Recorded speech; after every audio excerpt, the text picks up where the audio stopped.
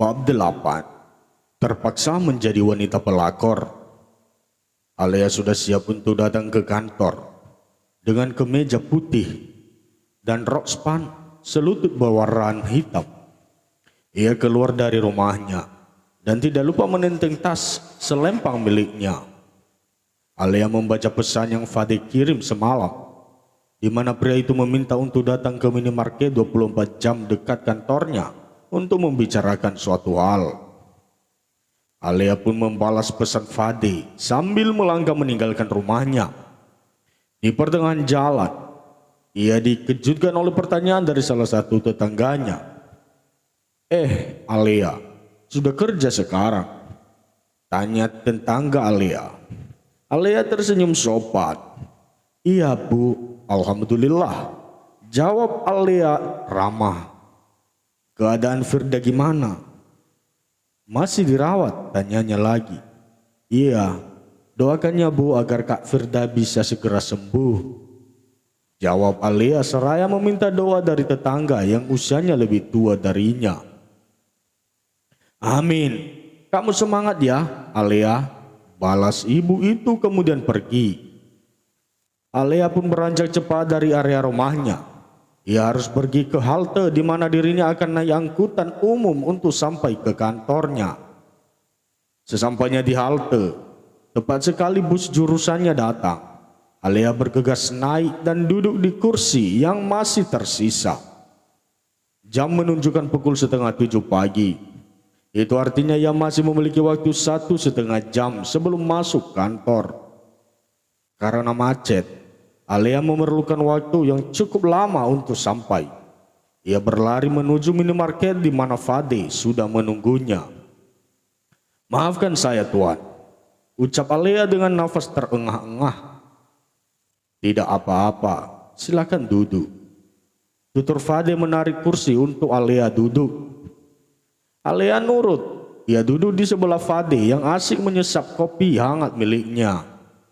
"Jadi, bagaimana hari pertama bekerja?" tanya Fade langsung.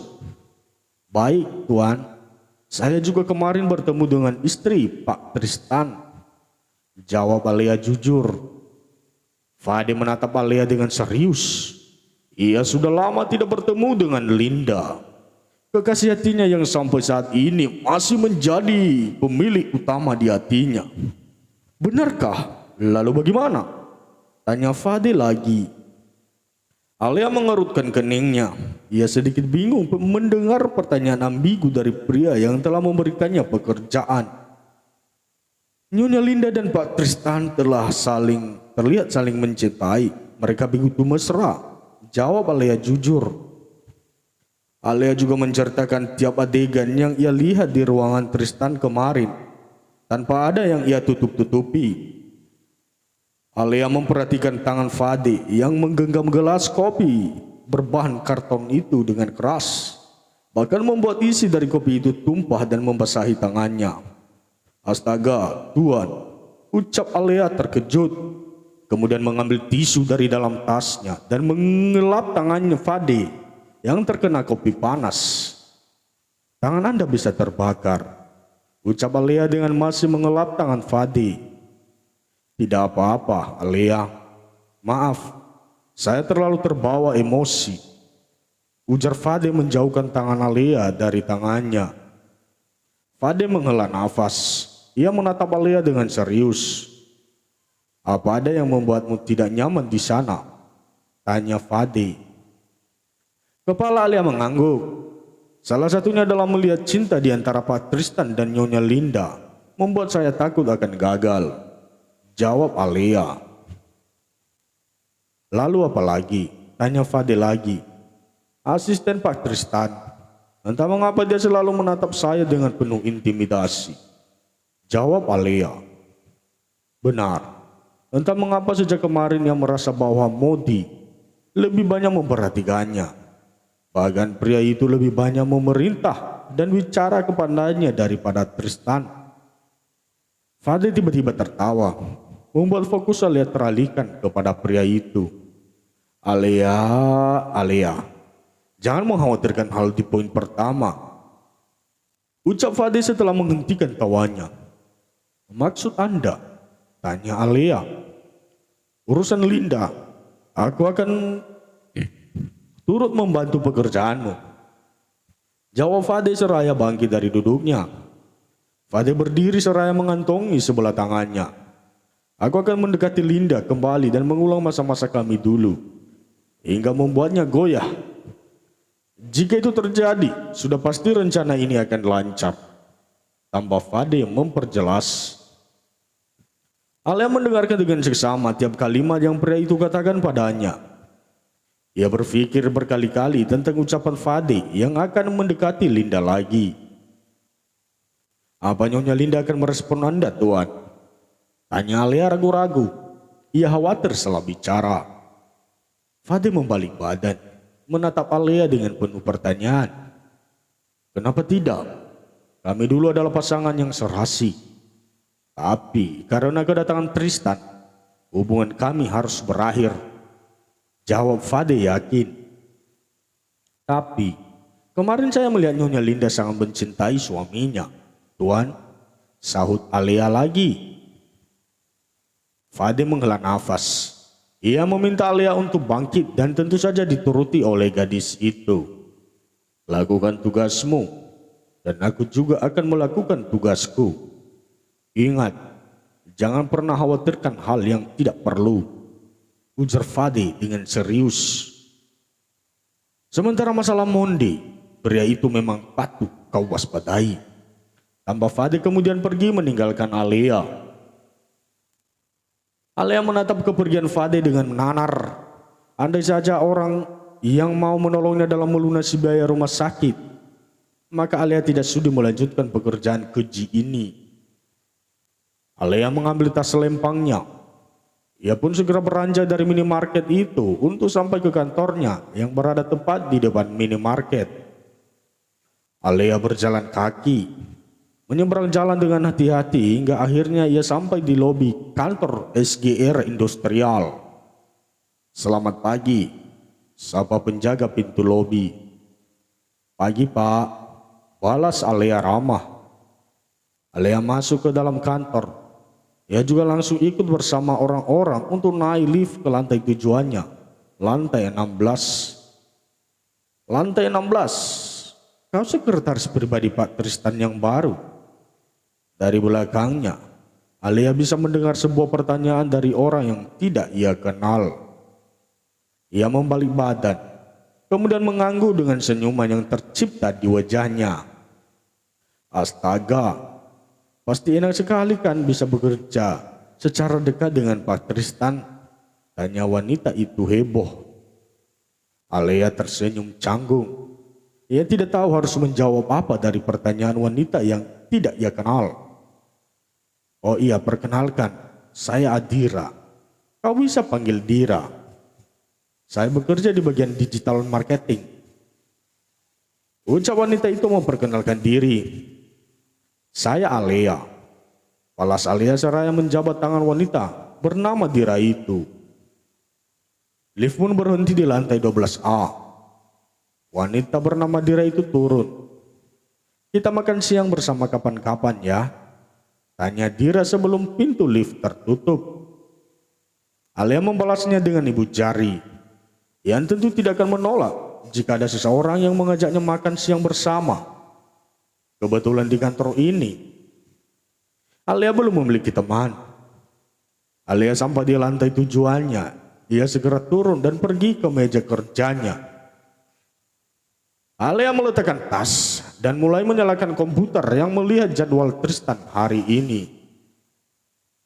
Baru saja Alea duduk, tiba-tiba lift yang tidak jauh darinya terbuka. Alea tahu bahwa itu adalah lift khusus petinggi perusahaan. Selamat pagi, ucapan Alea yang ingin menyapa terhenti karena Mondi. Bacakan jadwal Pak Tristan hari ini, 10 menit lagi, ucap Tristan memotong ucapan Alea. Alea tergagap. Baik Pak, balas Alea paham. Alea melirik Tristan yang diam saja. Ia heran mengapa pria itu berubah seperti orang gagu yang tidak bisa bicara. sehingga ucapan apapun akan Mondi yang mengatakannya. Suara pintu ruangan Tristan yang tertutup membuat Alea tersadar. Wanita itu buru-buru membaca jadwal Tristan hari ini dan memeriksanya sebelum masuk ke dalam ruangan atasannya. Alea melakukan pekerjaan dengan sangat baik. Terkadang ia sampai lupa apa tujuannya datang ke kantor besar dan ternama ini. Setelah merasa beres, Alea pun melangkah masuk ke dalam ruangan Tristan. Saat dirinya masuk, Mondi justru keluar untuk melakukan tugas lain dari Tristan. "Selamat pagi, Pak. Hari ini jadwal Anda adalah jamuan makan siang dari SJ Corporation untuk membicarakan kelanjutan kerjasama," ucap Alea membaca poin paling pertama.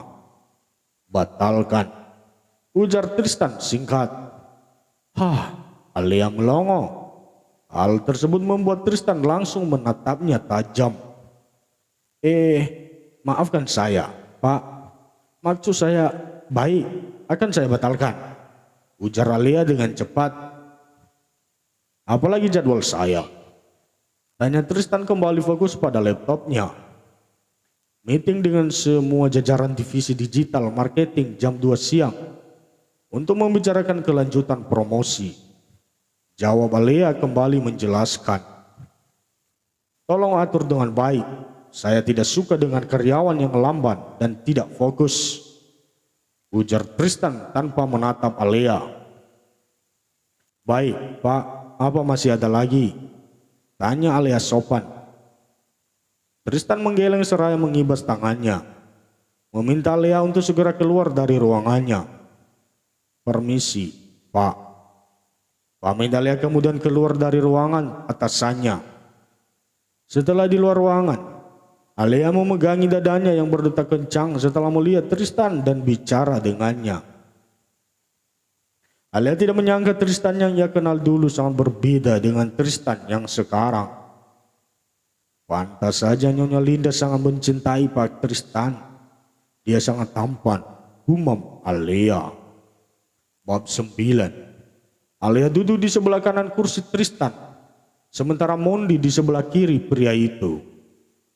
Saat ini Tristan sedang melakukan pertemuan dengan para divisi digital marketing untuk membicarakan hal yang sangat penting. Pertemuan ini menjadi pertemuan pertama bagi Alea sebagai sekretaris, dan ia melakukan tugasnya dengan baik.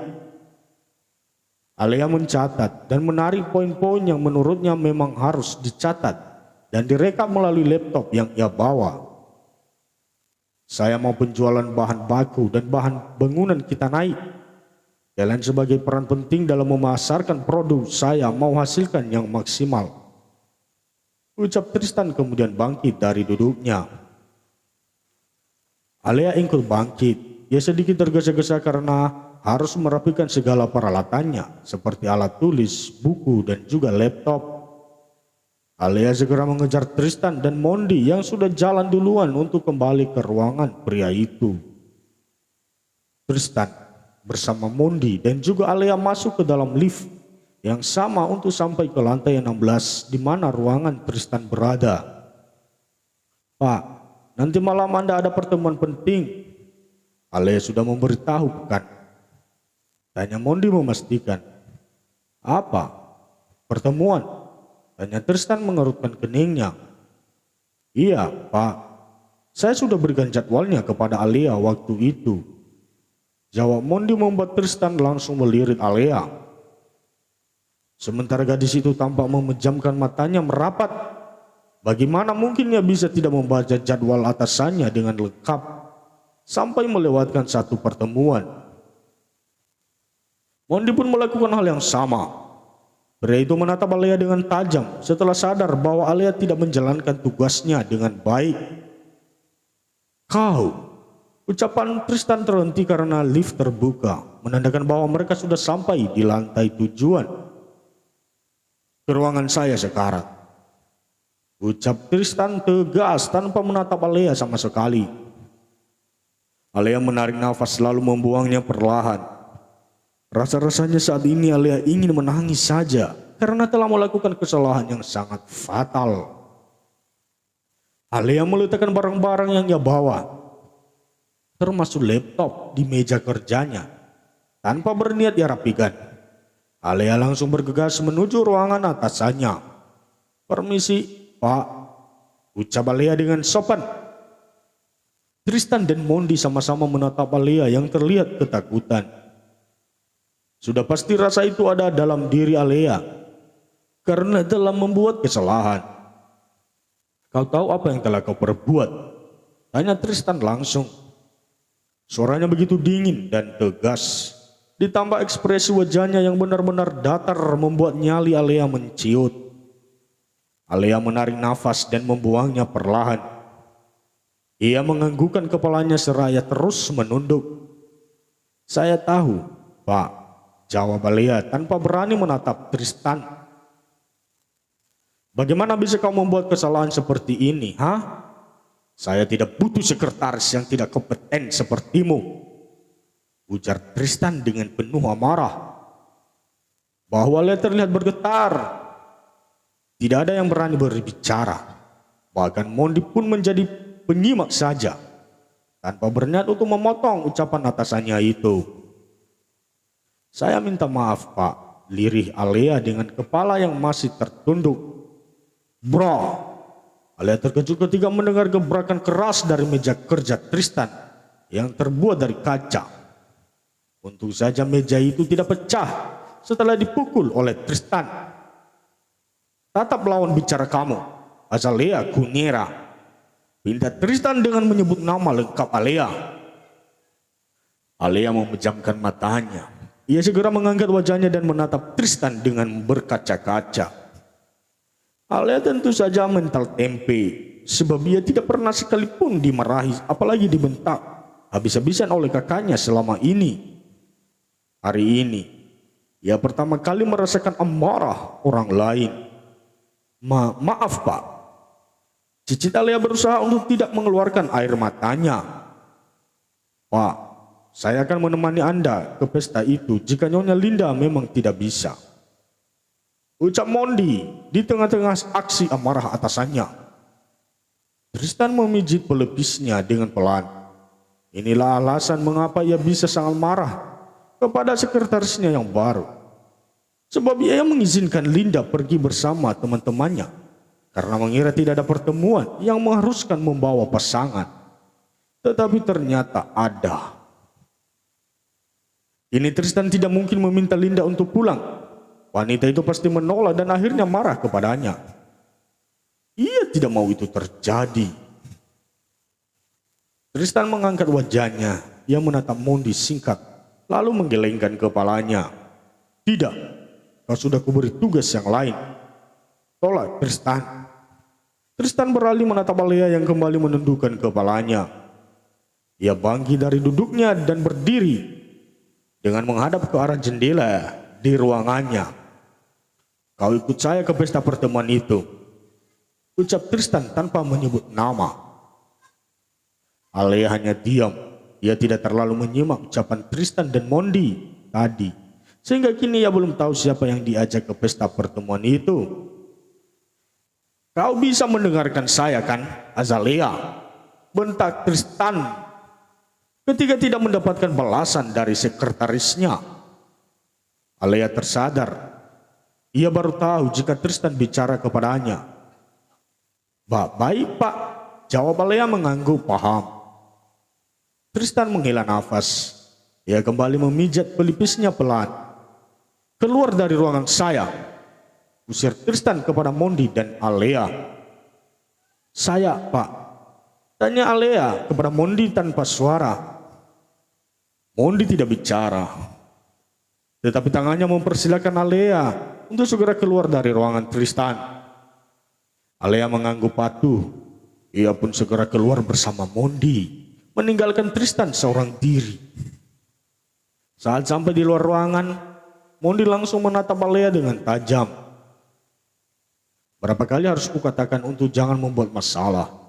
Kau bisa saja dipecat hari ini," ujar Mondi ketus. "Saya tahu saya salah, Pak. Maafkan saya," balas Alea mengakui kesalahannya. Mondi pergi dari hadapan Alea, yang langsung memilih duduk di kursi kerja miliknya. Ia menangis tanpa suara seraya menundukkan kepalanya. Alea tidak mau jika sampai seseorang melihatnya menangis begini. Tiba-tiba ponselnya mendapatkan notifikasi pesan. Ia buru-buru meraih ponselnya dan membaca pesan yang dikirim dari pihak rumah sakit. Pasien memperlihatkan perkembangan baik, Nona Alea. Tadi beliau menggerakkan sedikit jarinya, tulis dokter dalam pesannya. Alea buru-buru menyeka air matanya. Senyuman langsung tercipta di wajahnya ketika membaca bahwa kakaknya mulai mengalami perkembangan baik. Alea ingin sekali datang ke rumah sakit setelah selesai bekerja nanti. Namun sepertinya ia tidak bisa. Dirinya harus ikut bersama Tristan ke pertemuan penting. Maafin aku, Kak Firda. Hari ini aku tidak bisa datang menjenguk kamu. Liri Alea seraya memandang fotonya dan sang kakak. Alea sangat rindu dengan Firda, keluarga yang ia miliki satu-satunya di dunia ini. Alea tidak mau jika sesuatu terjadi kepada kakaknya. Ia rela melakukan apapun demi keselamatan Firda, termasuk menjadi seorang pelakor seperti ini. Alea memang belum memulai langkahnya, namun tetap saja tujuan akhirnya adalah merusak rumah tangga Tristan dan istrinya. Alea tidak menyangka jika kehidupannya bisa seperti ini. Saat kakaknya masih sehat dulu, semua baik-baik saja. Bahkan ia bisa berkuliah dengan bebas. Tapi karena kecelakaan yang menimpa kakaknya, kini Alea harus bekerja mati-matian dan menerima segala bentuk amarah dari atasannya seperti tadi. Sebagai bawahan, apa yang bisa Alea lakukan selain diam dan menerima segala bentakan atasan atas kesalahannya?